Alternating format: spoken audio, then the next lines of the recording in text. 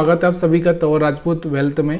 तो यहाँ से आप देख सकते हो कि यहाँ से मैंने आपको कल ही बताया था कि ये जो कैंडल बनी है, ये कैंडल में थोड़ा सा आपको ये ध्यान देना है कि ये कैंडल किस तरह से बनी है और क्या क्या कंडीशंस हो सकती है ये मार्केट में। यहाँ पर मैंने आपको कल ये बताया था कि देखिए यहाँ से मार्केट अगर इसके पास में ओपन होता है, यानी कि यहाँ इस एरिया में ओपन होता है, इस एरिया में, तो मार्केट में थोड़ा सा ऊपर जाके मोमेंटम नीचे भी आ सकता है, ये कंटिन्यू ऊपर भी जा सकता है। और यहाँ पर ओपन होता है यहाँ पर, तो मार्केट में थोड़ा सा नीचे आके फिर ऊपर मार्केट जा सकता है। यहाँ पर कहीं पर ओपन होता है तो मार्केट ऊपर जा सकता है और फिर नीचे आ सकता है। तो ये कंडीशन से पहले से ही आपको याद होना चाहिए। और यहाँ पर आप देखो लिक्विडिटी को, यहाँ नीचे वाली पूरी लिक्विडिटी खत्म कर दी इसने, उसके बाद ऊपर की वाली लिक्विडिटी को खत्म कर दिया। लिक्विडिटी आपको पता ही है क्या होता है। लिक्विडिटी मतलब एसएल हंटिंग। एसएल हंटिंग मतलब समझ रहे हो ना आप कि लोगों के एसएल जो होंगे वो ऊपर नीचे खा लिए जाते हैं। तो अब यहाँ पर आप देखोगे कल के लिए हम प्रेडिक्शन कर रहे हैं, तो यहाँ से एक ग्रीन कैंडल दिख रही है, ग्रीन कैंडल दिख रही है। तो अब कल मार्केट में ओपन होने की गुंजाइश कहाँ पर हो सकती है, या तो कल मार्केट ना यहाँ पर कहीं पर ओपन हो, यहाँ पर, या फिर मार्केट कल यहाँ पर ओपन हो, थोड़ा सा नीचे की साइड में रिट्रेसमेंट करे और फिर ये वाले जो यहाँ पर 22,300 के आसपास जो सेलर्स बैठे हैं इनको निकाल दे। और उसके बाद में फिर मार्केट क्या करे कि यहाँ से इनको निकालने के बाद में मार्केट क्या करे, थोड़ा सा नीचे की साइड में मोमेंटम करे और फिर मार्केट ऊपर जाए, ताकि ये जो बायर्स होंगे इनको भी निकाला जा सके। तो मार्केट कोशिश करेगा कि इन बायर्सों को यहाँ से ट्रैप करे और यहाँ पर कहीं पर ओपनिंग दे दे और फिर यहाँ से एक अच्छा सा बड़ा सा कैंडल बना दे, ताकि ये भी लोग निकल जाए। और फिर मार्केट के पास में नीचे और ऊपर दोनों तरफ मैदान खाली है, फिर मार्केट अपने हिसाब से किधर भी भाग सकता है। तो यहाँ से आपको समझ में आ रहा होगा। अब हम बात करते हैं इसको थोड़े छोटे टाइम फ्रेम में। छोटे टाइम फ्रेम में हम लोग यहाँ पर देखते हैं 1 घंटे का टाइम फ्रेम। तो 1 घंटे के टाइम फ्रेम में अगर आपको दिखाई दे रहा होगा तो क्या दिखाई दे रहा है, यहाँ से आपको क्या दिखाई दे रहा है कि अब ये 20 मूविंग एवरेज के ऊपर आ चुका है। यहाँ से एक अच्छा सा मोमेंटम ऊपर की साइड में, अगर यहाँ से ये हाई ब्रेक करेगा तो हो सकता है यहाँ से 250 के बाद 300 का लेवल यहाँ पर आपको देखने को मिल जाए। तो ये चीज़ें आपको हमेशा याद रखनी है। और अगर हम बात करें 1 घंटे के टाइम फ्रेम में, तो यहाँ से कोई ट्रेंड लाइन या कोई और चीज़ें आपको अगर दिख रही है तो यहाँ से आप वो भी आप बना के चल सकते हो। यहाँ से अगर आप देखेंगे तो यहाँ से आपको दिख रहा होगा कि इस तरह से यहाँ से अगर हम बात करें तो यहाँ से एक ट्रेंड लाइन बनती हुई देख रही है। उसके बाद मार्केट यहाँ से ऊपर की साइड में जा सकता है, नीचे की साइड में भी जा सकता है, पॉसिबिलिटी दोनों ही साइड में होती है। उसके बाद में अगर हम बात करें इसको थोड़े छोटे टाइम फ्रेम में, 15 मिनट के टाइम फ्रेम में, तो 15 मिनट के टाइम फ्रेम में आपको क्या दिखाई दे रहा है, देखो यहाँ से आपको 15 मिनट के टाइम फ्रेम में दिखाई क्या दे रहा है, तो यहाँ से आपको दिख रहा होगा कि यहाँ से आपको दिखाई दे रहा होगा कि ये वाले जो है यहाँ पर मार्केट ने क्या किया है, यहाँ से एक अच्छा सा 20 मूविंग एवरेज के ऊपर सपोर्ट लेते हुए मार्केट ऊपर जा रहा है और एक बड़ा सा मोमेंटम दे सकता है। अगर तो यहाँ पर जो ये 22,300 के पास में जो एसएल पड़े हैं उनको खा सकता है।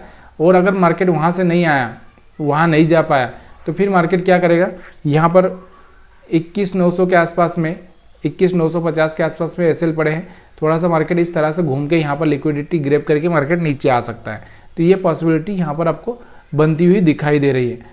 और उसके बाद में अगर हम बात करें इसको 5 मिनट के टाइम फ्रेम में स्टॉप लॉस हंटिंग के हिसाब से, तो स्टॉप लॉस हंटिंग के हिसाब से आपको क्या दिख रहा है, स्टॉप लॉस हंटिंग के हिसाब से अगर आप देखोगे तो यहाँ पर कहाँ कहाँ एसएल पड़े हैं, कि नीचे कोई एसएल नहीं है अभी, यहाँ से थोड़े बहुत बायर से हैं, बाकी तो कुछ है ही नहीं, यहाँ से कुछ बायर से है और यहाँ पर कुछ सेलर से हैं।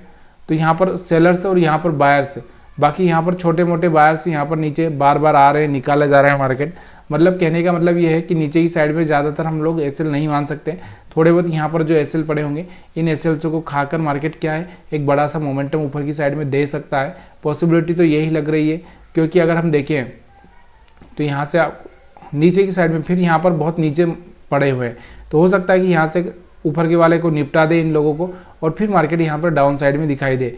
तो अभी हमारे पास में जो एसएल है, आपको भी पता है कि यहाँ पर एसएल पड़े हैं, यहाँ पर यहाँ पर दूर, और यहाँ पर एसएल पड़े हैं, और यहाँ पर आपको दिख रहा होगा कि यहाँ पर एक छोटे मोटे एसएल यहाँ पर भी पड़े हैं ऊपर की साइड में, यहाँ पर तो इस रेंज में भी है।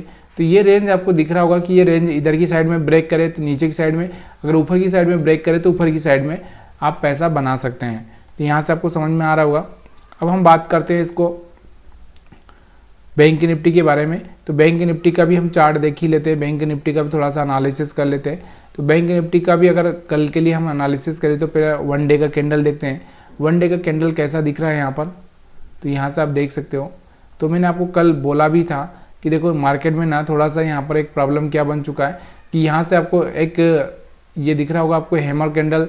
ये हैमर कैंडल क्या हैमर कैंडल मैंने आपको बोला था कि अगर इसका लो ब्रेक करेगा थोड़ा सा मार्केट नीचे जा सकता है, उसके बाद में मार्केट ऊपर आ सकता है, पॉसिबिलिटी यही थी और वही हुआ। अगर इसके ऊपर नीचे नहीं ब्रेक नहीं करता, यहाँ से भी ओपन होता है तो मार्केट ऊपर जा सकता था, लेकिन मार्केट ने क्या किया, ओपनिंग ही थोड़ा सा नीचे दिया।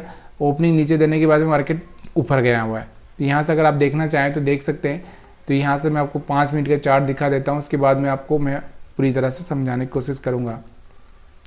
तो यहाँ से आप देखो आज का जो चार्ट है, ये देखो यहाँ से मार्केट यहाँ से ओपनिंग होता है, यहाँ से कहीं से थोड़ा सा ऊपर जाता है, रिजेक्शन लेता है और यहाँ से आपको पता है कि नीचे एसएल है ही नहीं, तो मार्केट करेगा क्या, तो इसलिए मार्केट ऊपर की साइड में चला जाता है इन एसएल को टारगेट करने के लिए। ठीक है, तो यहाँ से यही चीज़ें होती है कि मार्केट में जब नीचे की साइड में एसएल नहीं होता तो मार्केट थोड़ा सा एसएल बनाने के लिए नीचे की साइड में मोमेंटम देता है और मार्केट ऊपर चला जाता है। अब हम बात करते हैं, वो तो छोड़ो आज की बात है, लेकिन कल क्या होगा, कल के लिए हम लोग किस तरह से प्लान करें। तो कल के लिए अगर आपको दिखाई दे रहा होगा कि नीचे की साइड में थोड़ा से बायर से के एसएल हो सकते हैं और ऊपर की साइड में आपको दिख रहा होगा सेलर से के यहाँ पड़े हुए हैं, तो इनके ऊपर की साइड में अगर जाना चाहेगा तो ऊपर की साइड में आपको दिख रहा होगा कि मार्केट ऊपर की साइड में ज़्यादा एसएल है तो ऊपर एसएल खाने के लिए जा सकता है। लेकिन इससे पहले एक चीज़ को हमको समझना ज़रूरी है कि कल अगर मार्केट कहाँ पर ओपन हो सकता है, एक तो यहाँ पर हो सकता है, यहाँ पर हो सकता है और यहाँ पर हो सकता है, एक और यहाँ पर भी चांस है और एक यहाँ पर भी चांस है। तो यहाँ से आपको दिख रहा होगा अगर नीचे ओपन होता है तो नीचे ऑलरेडी अपने पास में एसएल है नहीं। अब ये अगर नीचे की साइड में ओपन होता है तो एक लंबा मोमेंटम यहाँ पर नीचे की साइड में आ सकता है। क्यों? क्योंकि अब एसएल तो है ही नहीं यहाँ पर। अगर ऊपर की साइड में जाता है तो यहाँ से आपको दिख रहा होगा कि यहाँ से ओपन होता है तो थोड़े से यहाँ पर ये बायर्स को एसएल खा के मार्केट ऊपर की साइड में जा सकता है। अगर यहाँ पर ओपन होता है तो बायर्स का एसएल खा के ऊपर जा सकता है, या फिर यहाँ पर मार्केट थोड़ा सा इस तरह से घूम सकता है। तो ये 3-4 पॉसिबिलिटी होती है। उस पॉसिबिलिटी को आपको क्या करना चाहिए, पहले ही आपको मार्क करके रखना चाहिए कि मार्केट यहाँ से घूम सकता है। अब कैसे घूम सकता है वो मैं आपको यहाँ पर बताने की कोशिश करता हूँ। तो यहाँ पर मैं बताऊँगा आपको। तो यहाँ पर हम क्या कर सकते हैं, थोड़ा सा यहाँ पर मैं आपको सिखाता हूँ कि देखो थोड़ा सा इस चीज़ को समझने की कोशिश करना। हम क्या करते हैं, थोड़ा सा सपोर्ट रेजिस्टेंस बना लेते हैं। जैसे ये वाली जो कैंडल है, यहाँ से मैं एक ये वाली जो कैंडल है हमारी, ये वाली कैंडल अगर मैं यहाँ पर कल मार्क कर देता कि यहाँ पर आप देखो कि यहाँ से मैंने सेंटर और यहाँ पर मैंने यहाँ पर एक लो, 3 यहाँ पर चीज़ें मैंने आपको मार्क कर दी। तो यहाँ से आप किस तरह से कल ट्रेडिंग प्लान कर सकते थे। अब इसको हम 5 मिनट के टाइम फ्रेम में चलेंगे तो यहाँ से आपको बिल्कुल यहाँ से समझ में आ जाएगा कि किस तरह से मार्केट में हम लोग यहाँ से ट्रेडिंग कर सकते थे। देखो यहाँ से आपको दिख रहा होगा, यहाँ से आपको दिख रहा है कि यहाँ से एक रिजेक्शन हुआ है, तो यहाँ से आप सेल करके यहाँ तक का पैसा बना सकते थे। उसके बाद में यहाँ से मार्केट ने टेस्ट किया था, यहाँ से फिर सेल कर सकते थे आप। उसके बाद में यहाँ से आपको दिख रहा है ये ब्रेक कर दिया इसने, तो यहाँ से फिर आप बाइंग का प्लान कर सकते थे, यहाँ तक का आप पैसा बना सकते थे और फिर यहाँ से आप एक सेलिंग का प्लान कर सकते थे। बहुत सिंपल सा स्ट्रेटजी था। देखो यहाँ पर भी आपको ट्रेड मिला, यहाँ पर भी आपको ट्रेड मिला, यहाँ पर भी आपको ट्रेड मिला और यहाँ पर भी आपको ट्रेड मिला, यानी कि 4 जगह आप यहाँ पर ट्रेड प्लान कर सकते थे।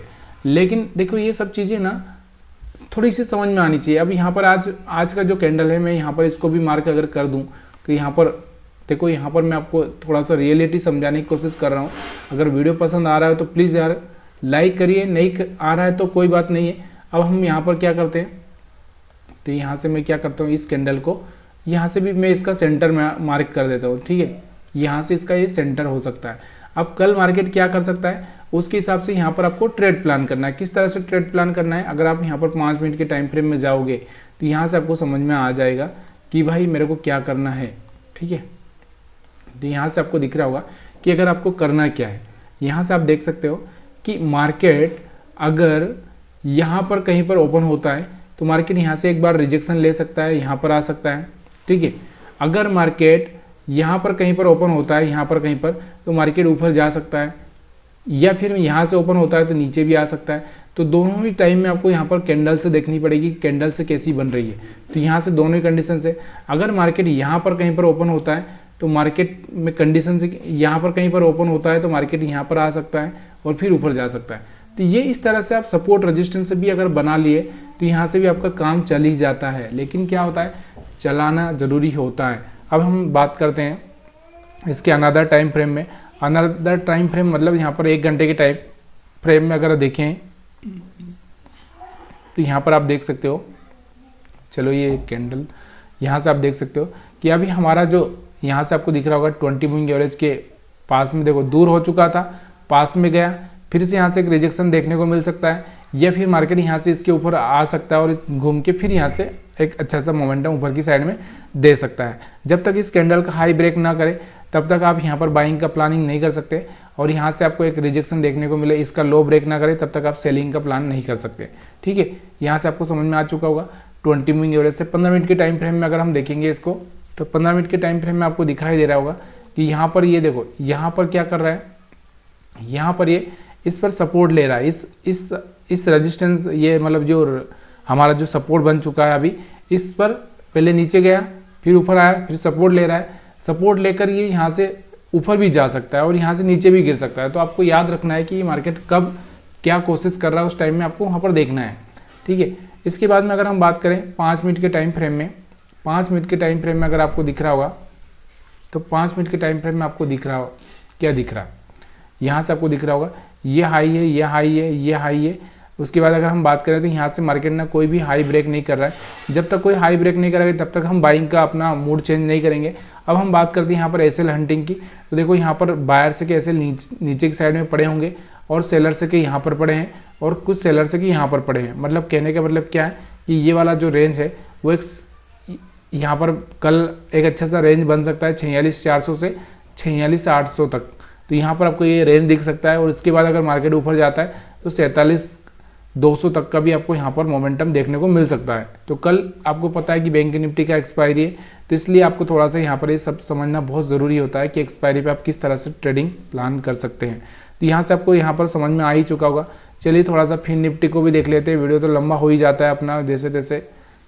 फिर निफ्टी को अगर हम देखें तो फिर निफ्टी को अगर हम देखें यहाँ पर, तो फिर निफ्टी का कैंडल देखो, अगर आप पूरा कैंडल देखोगे, पूरा डे का कैंडल, तो कल हमने फिर निफ्टी के बारे में बात की थी। देखो मैंने यहाँ पर आपको बताया था फिर निफ्टी के बारे में कि देखो यहाँ से आपको दिख रहा होगा कि अगर हम बात करें तो नीचे की लिक्विडिटी इसने ग्रैब कर ली थी पहले ही। देखो यहाँ से जो कैंडल आई थी नीचे की तो ग्रैब कर ली थी। अब इसके पास में नीचे की साइड में कुछ आने के चांसेस नहीं है, ऊपर की साइड में जाने के चांसेस ज़्यादा हैं।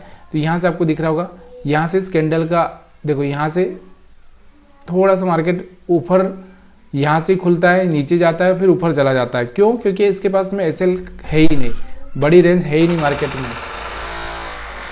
तो यहाँ पर आप देखोगे अगर इसको 5 मिनट के चार्ट पे, क्योंकि हम ज़्यादा लंबा चार्ट ले नहीं रहे हैं यहाँ पर, तो यहाँ से 5 मिनट का चार्ट ही अगर हम देखें तो यहाँ से आपको दिख रहा होगा फिर निफ्टी में ज़्यादा कुछ मोमेंटम हुआ नहीं है, छोटे से छोटे से मोमेंटम हुए हैं। और छोटे छोटे से मोमेंटम में आप क्या ट्रेड करोगे, देखो ऊपर गया 20 मूविंग एवरेज से रिजेक्शन लिया, सेल कर सकते थे, फिर इसके ऊपर आ चुका था, यहाँ पर भी आप एक छोटा सा प्लानिंग कर सकते थे। और यहाँ पर आपको दिख रहा होगा, यहाँ पर भी एक छोटा सा प्लानिंग किया जा सकता था 1 मिनट के टाइम फ्रेम में अगर करना है तो। यहाँ पर एक छोटा सा टाइम फ्रेम यहाँ पर भी किया जा सकता है, यहाँ पर भी किया जा सकता है। देखिए मेनली मैं आपको एक ही चीज़ को फोकस करने की कोशिश करता हूँ।